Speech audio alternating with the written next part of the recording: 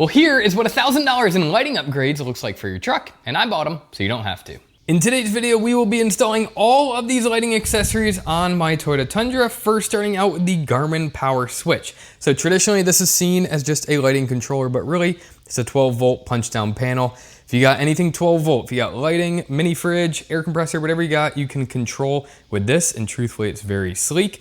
We will be controlling these ditch lights from Diode Dynamics. This is the SS C2 ditch lights. I think those will look mean on the hood of the truck.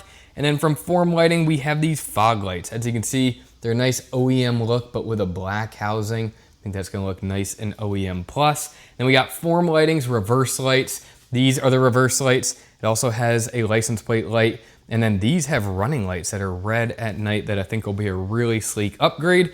So we got a lot of work we gotta do. Nevertheless, let's knock it out. Let's start off with the Garmin Power Switch. I chose to mount it on the side of the engine bay opposed to the top of the fuse box. I'm typically risk adverse and I feel like it's somewhat asking for it relative to water intrusion if you drill straight into the top of the box.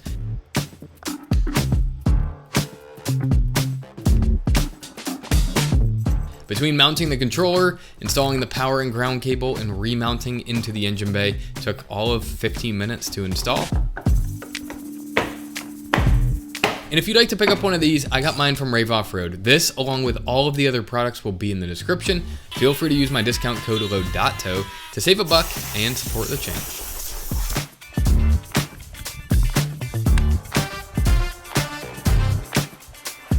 Onto the ditch lights, and these two are really easy.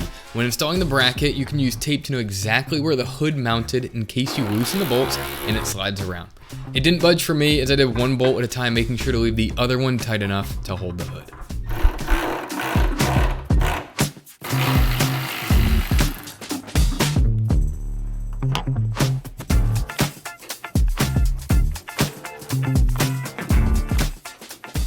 Let's quick look at the wiring harness because I think I could have ordered a different one. I think this is the one that just came with the kit. First, you can tell we have this junction right here. This is like a relay.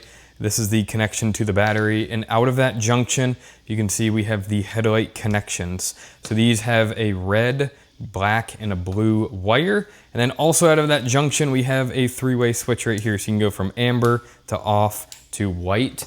And then also at that connection right there, this would be as if you were to go into the dash in the truck and then hardwire into a physical switch. So I believe because we are going into the Garmin switch, we are going to take these headlight connections, we're gonna cut them off all the way up here because I just need the hard red and black connection. And then if I decide to use the ambers, I'll plug in the blue and we might experiment with that here in a little bit.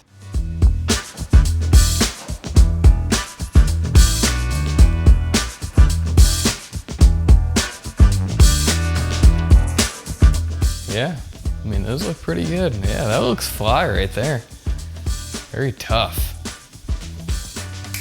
I like it. I did end up cutting the harness and it worked great.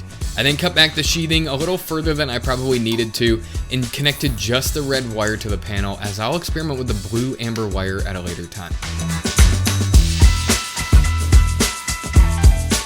You'll then connect the black ground wire to a factory screw right below the Garmin panel to ground it to the body.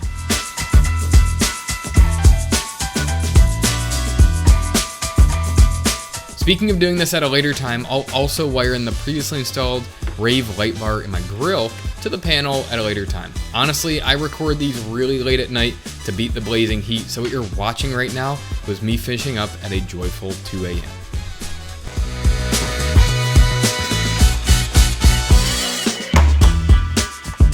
Well, not much to talk about here. This lower valence came off ridiculously easy and took all of 2 bolts and a connector to swap out. If you have any doubt of your abilities with any of these parts, start here. This one is a confidence booster.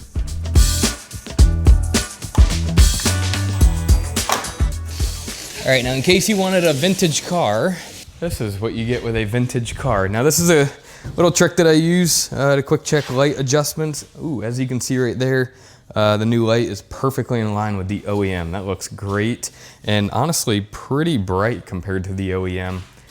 Could be because I'm angled. No, I mean, it's definitely brighter.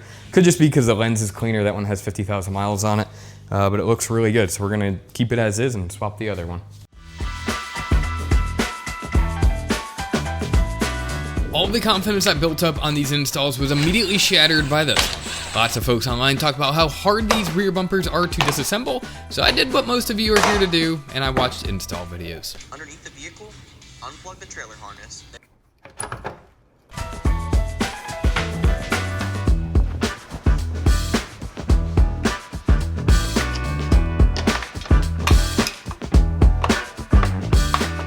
Oh, we got that down. That took 1 minute.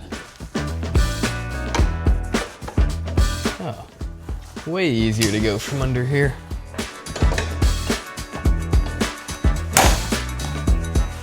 Ooh. Ooh. Oh.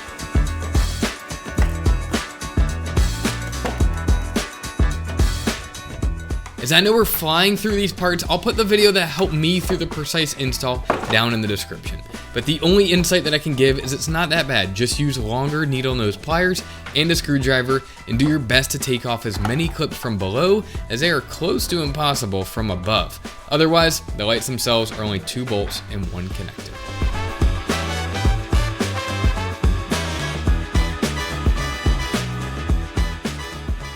Because I know I did an abbreviated install on all of these parts, let's go ahead and take a better look at them, because honestly guys, I'm like completely obsessed with the look. We'll start with the ditch lights. As you can tell, with all these burning at the same time, it just looks absolutely amazing. Totally my style, being OEM plus, you know, everything in white. White's kind of my style for lighting. I don't know, it's just a little bit more usable than the amber in my opinion, and just looks a little bit cleaner, but to each their own. And what's cool about these ditch lights is you get your option if you want amber or if you want this white. And I gotta say, that looks absolutely amazing. Now I like how slim these are. You know, like if Toyota was ever gonna do these from the factory, I feel like this is the size that they would pick. Now the mount sits a little bit higher than I would have liked, but I know why they chose the height. It just clears that hood molding, as if you were to have a TRD Pro or these aftermarket hood moldings. And it just looks really good, in my opinion. Now for the fog lights, you can see the biggest difference when you turn these things off, actually. You know, they perform as good as the factory lights, but that black housing is really where this thing shines. Just fades away into that plastic valance. And really, you wouldn't think that it would do that much until you get them installed and you realize just how much cleaner that looks than the chrome. Now for the running lights, I gotta say guys, this is probably my favorite mod out of all of them. You know, just the subtle mods are exactly what I'm looking for. These match the taillights absolutely perfect. I think it's a great substitute to the TRD Pro lights that would go on the top of the tailgate, but so much more unique. I never would have thought of it myself. So red running light looks perfect. License plate light is nice and clean. And then this lens is actually smoke, so it kind of hides in the bumper during the day. The only thing I would say is that license plate light definitely isn't as bright as a factory one, but it gets the job done if you don't have a license plate cover. All right, you guys, now that is a wrap, and I gotta say, this thing just looks bomb. I don't know if you guys agree, but that thing looks absolutely amazing. And I gotta say, installing 4 parts in one video, that was really fun for me. It makes absolutely no financial sense to do that on YouTube, but I hope that you guys enjoyed it. Nevertheless, on the next video, I got a part that I'm really excited about, and I hope you guys will enjoy. So we'll see you there. Peace out.